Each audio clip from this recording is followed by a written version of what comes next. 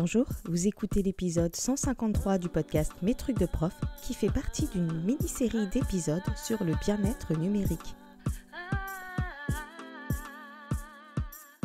Je suis Émilie Lefatan, je suis formatrice et coach professionnelle spécialisée dans l'accompagnement des professionnels de l'enseignement, de l'éducation et de la formation.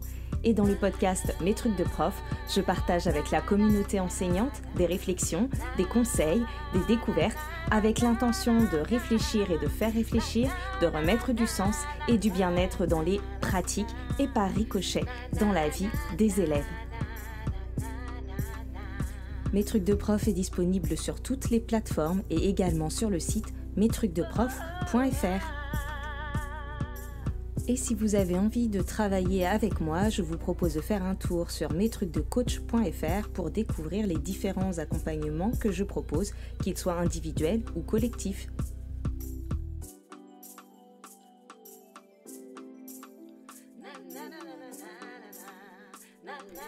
Alors bonjour à toutes et à tous, aujourd'hui je vous retrouve pour une mini-série d'épisodes sur le bien-être numérique.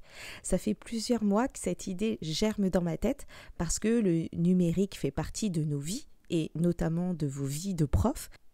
Et à l'ère de l'hyperconnectivité, des smartphones, des notifications perpétuelles, de la grande présence des profs sur les blogs, Instagram, TikTok, etc., des évaluations PIX, des groupes WhatsApp, etc., eh bien, il me semblait essentiel de traiter cette question du numérique, des technologies digitales et de notre rapport à tout ça dans le podcast. D'autant plus que c'est un sujet qui est présent dans de nombreux accompagnements que je donne. Et donc, j'avais envie d'apporter quelques éclairages sur certains points et sur cette notion de bien-être numérique. Donc, cette petite série sera constituée de plusieurs épisodes courts sur notre rapport au digital, aux outils numériques, aux réseaux sociaux. J'y aborderai différents points qui, je l'espère, pourront vous aider à adopter un rapport sain et équilibré au digital. Donc l'idée de bien-être numérique a du sens dans le monde actuel, comme je vous le disais, où le temps passé sur notre smartphone est ce que nous faisons de plus après le sommeil apparemment.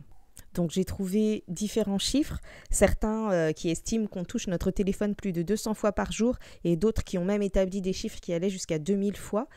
Et en moyenne, on passerait entre 2 et 4 heures de temps cumulé sur notre téléphone par jour. D'ailleurs, je vous invite vraiment à aller dans les paramètres de votre téléphone et à regarder dans bien-être numérique si vous êtes sous Android ou temps d'écran sur iPhone pour voir votre consommation et la comparer avec ces chiffres. Donc, les technologies numériques sont riches et peuvent contribuer à notre épanouissement. Il y a vraiment plein d'usages qui nous facilitent la vie, qui nous rendent heureux, qui nous permettent de nous connecter aux autres, etc. Mais comme tout, si on n'y réfléchit pas, les technologies digitales, elles peuvent aussi nuire à notre bien-être et comporter des risques comme l'anxiété, comme favoriser un déficit de l'attention, comme baisser notre estime de nous, comme générer des addictions, de l'éloignement social, etc. Donc il y a vraiment de la vigilance à avoir et de la conscience à mettre dans nos usages. D'abord, dans ce premier épisode de cette mini-série, j'aimerais qu'on s'interroge sur qu'est-ce que le bien-être numérique. Je vais vous donner un peu les contours de cette notion de bien-être numérique. Et puis pour ça, je vais m'appuyer sur divers articles, sur ma veille, sur également un ouvrage que j'ai lu pour l'occasion qui s'appelle « Connecté et heureux, du stress digital au bien-être numérique » de Marie-Pierre Fourquet-Courbet et de Didier Courbet.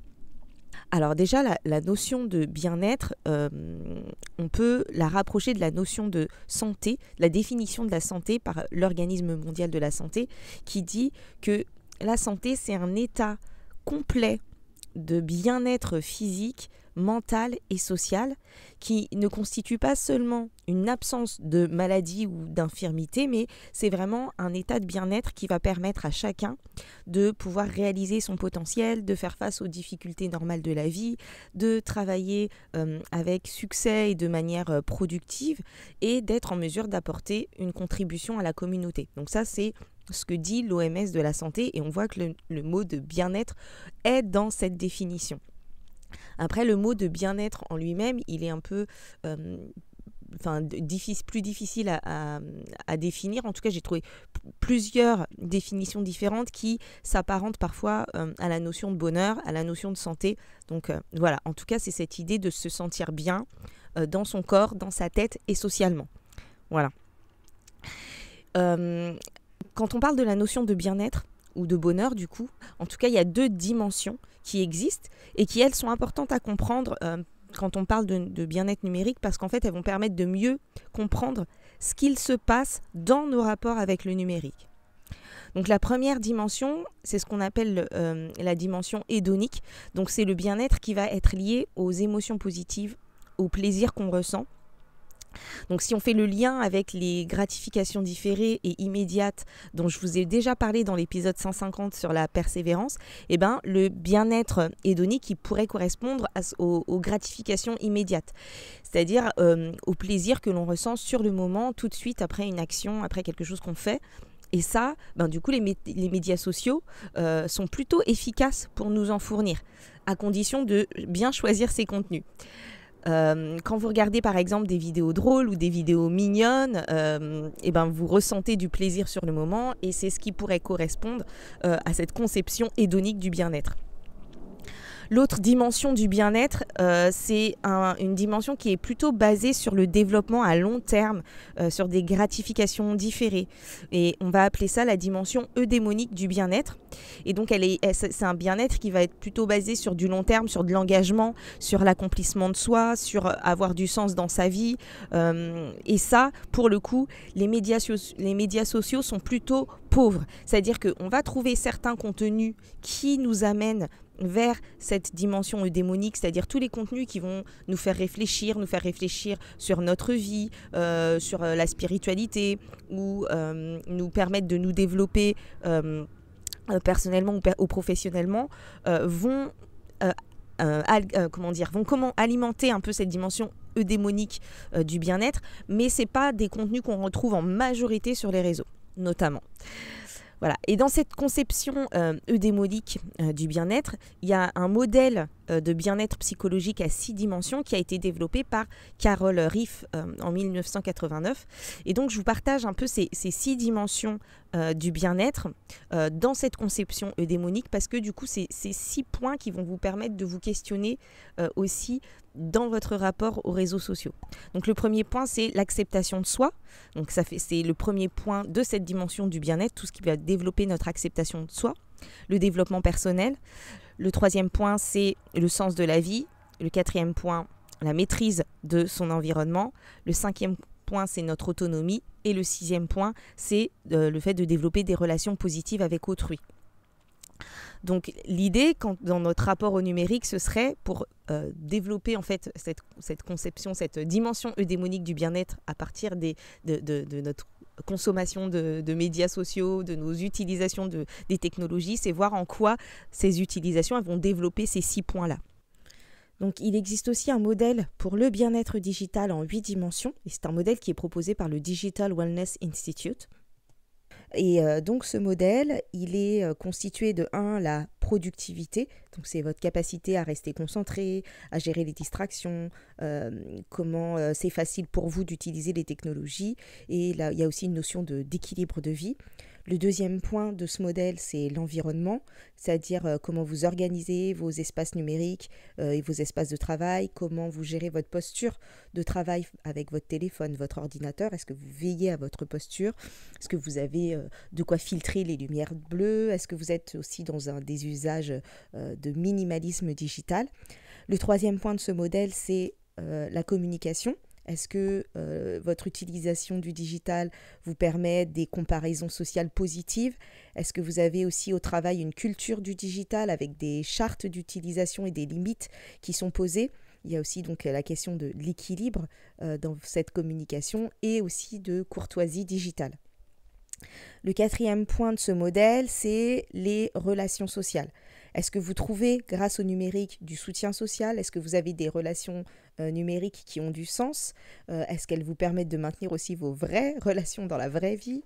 Est-ce que ça vous permet aussi d'avoir de développer votre capacité d'introspection et de faire partie de communautés qui ont du sens pour vous? Ensuite, il y a la question de la santé mentale. Donc là, ça va concerner tout ce qui est utilisation passive ou active des médias sociaux. Est-ce que vous utilisez aussi les médias sociaux pour développer l'expression de soi, pour développer votre créativité? Est-ce que votre consommation de contenu, elle génère des émotions positives? Elle génère de l'inspiration? Est-ce qu'elle vous permet de trouver du sens et des objectifs dans ce que vous faites? Donc là, on retrouve un peu la conception eudémonique. Est-ce que vous faites attention à vous-même et est-ce que vous vous octroyez des pauses dans votre utilisation du numérique? Le point suivant, c'est la santé physique, donc tout ce qui va concerner votre santé au niveau de votre sommeil. Est-ce que le numérique vous nuit ou pas à votre sommeil? Est-ce que vous vous octroyez des pauses? Est-ce que vous bougez malgré tout? Est-ce que vous avez une bonne hygiène numérique, une bonne santé visuelle?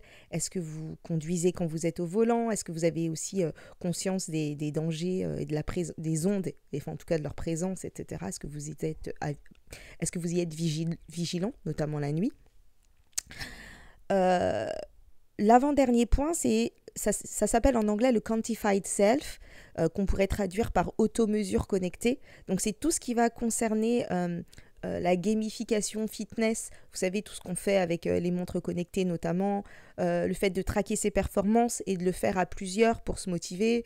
Est-ce que vous avez des alertes de santé sur vos outils numériques? Et puis, est-ce que vous mesurez votre santé digitale, un peu comme ce que je vous invitais à faire au début de l'épisode, en allant regarder dans les paramètres votre consommation digitale? Et puis le dernier point de ce modèle en 8 dimensions, c'est tout ce qui concerne la citoyenneté digitale, donc tout ce qui est sécurité, gestion des données, empreinte carbone digitale, la civilité de vos interactions digitales, éventuellement l'activisme digital et le fait d'avoir une consommation consciente de contenu et donc de mobiliser votre esprit critique. Donc ce modèle, il permet de vous auto-positionner, de mesurer un petit peu là où vous en êtes dans votre rapport au digital. Donc vous pouvez même effectuer sur le site du Digital Wellness Institute, utiliser un test en ligne, mais il est en anglais. Et puis sinon, j'aimerais bien aussi vous parler d'un autre test de positionnement qui s'appelle l'écrantomètre et qui a été créé par le collectif Surexposition Écran, aux écrans, que vous pouvez trouver sur leur site, donc sur expositionécran.fr. J'aime bien cet écrantomètre parce qu'en fait, il est hyper simple. Il a été conçu pour les enfants. Donc, vous pouvez l'utiliser avec vos élèves ou avec vos enfants et il permet de vite visualiser où on se situe afin de pouvoir imaginer des actions à partir des prises de conscience que ça aura générées. Donc je vous mets le lien évidemment de cet écrantomètre en complément de l'épisode.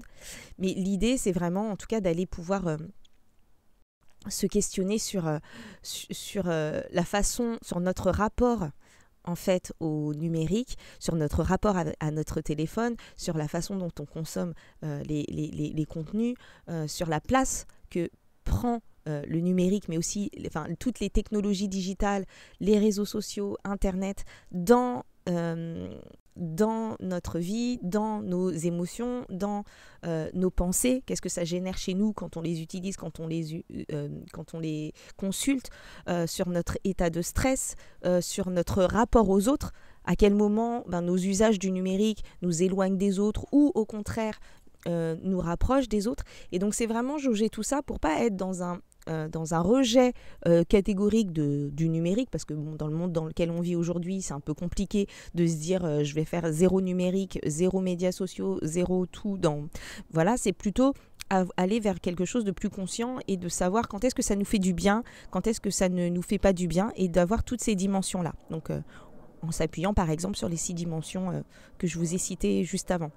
Donc le bien-être numérique, ce serait vraiment pouvoir trouver l'équilibre entre les 2 dimensions du bien-être, c'est-à-dire du bien-être hédonique et du bien-être eudémonique, donc avec du plaisir à court terme qui peut être intéressant quand on a besoin de retrouver des ressources rapidement, de se détendre après une journée ou lors d'une pause, etc. Et du bien-être eudémonique, c'est-à-dire de ne pas être tout le temps dans cette gratification immédiate et dans ce plaisir immédiat qui peut créer des dépendances, mais pouvoir aussi voir comment on utilise le numérique pour développer ce bien-être démonique. Donc le bien-être numérique, ce serait aussi pouvoir consciemment, du coup, intégrer toutes ces pratiques numériques en les utilisant quand elles nous font du bien, quand elles nous sont utiles, mais en étant conscient des risques, en étant conscient des mécanismes pour s'éloigner de ces effets néfastes. Et pour ça, eh bien, en fait, il va être sûrement nécessaire de développer un peu notre conscience de nous, notre conscience des choses aussi, faire appel à de la métacognition pour aller regarder un peu nos pensées. Va falloir aussi aller vers une consommation, on le verra dans les épisodes suivants, mais une consommation qui est plus active des médias sociaux et moins passive, donc de s'engager dans ce qu'on fait quand on décide d'aller sur les médias sociaux, sur les réseaux sociaux, etc. Et de continuer de mobiliser notre esprit critique. Et là, on a 3 facteurs vraiment du bien-être numérique. Cette idée de conscience, de consommation active et de mobiliser son esprit critique. Et puis notre bien-être numérique, il va reposer aussi finalement sur le respect de nos valeurs, comment on utilise les technologies digitales dans le respect de ce qui est important pour nous, de nos valeurs. Ça va aussi reposer sur quelle attitude on adopte face à ces technologies digitales, quelles sont nos aptitudes notamment psychosociales à pouvoir résister, nous limiter, nous discipliner, regarder ce qu'on fait, etc. Et puis ça va aussi s'appuyer sur notre connaissance de nous, mais notre connaissance des éléments technologiques, comment ça fonctionne, comment fonctionnent les algorithmes, comment fonctionnent ces technologies-là, etc. Et notre compréhension donc de ce fonctionnement. Et puis enfin, ça va aussi reposer, comme je vous l'ai déjà dit, sur notre esprit critique à l'égard à la fois de nos usages et des contenus qu'on consomme. Voilà, c'est la fin de ce premier épisode. J'espère qu'il vous aura donné déjà des éléments de compréhension. Et je vous retrouve bientôt pour un deuxième épisode dans cette mini-série sur le bien-être numérique. Merci pour votre écoute. Vous pouvez retrouver les autres épisodes du podcast sur mestrucsdeprof.fr ou sur les différentes plateformes d'écoute de podcast. Pensez à attribuer le maximum d'étoiles pour soutenir le podcast et le rendre plus visible quand c'est possible, notamment sur Apple Podcast ou sur Spotify. Vous pouvez me retrouver sur les réseaux sociaux, notamment sur Instagram, Facebook et LinkedIn. Et vous pouvez également me contacter via l'adresse mail contact@mestrucsdeprof.fr. Vos retours, vos commentaires, vos partages, vos questions sont vraiment précieux. Merci à toutes les personnes qui prennent le temps de m'écrire et d'échanger. Et si vous voulez recevoir du contenu supplémentaire 2 fois par mois, inscrivez-vous à ma newsletter sur mestrucsdecoach.fr/newsletter. Je vous retrouve bientôt pour un prochain épisode et d'ici là, prenez soin de vous.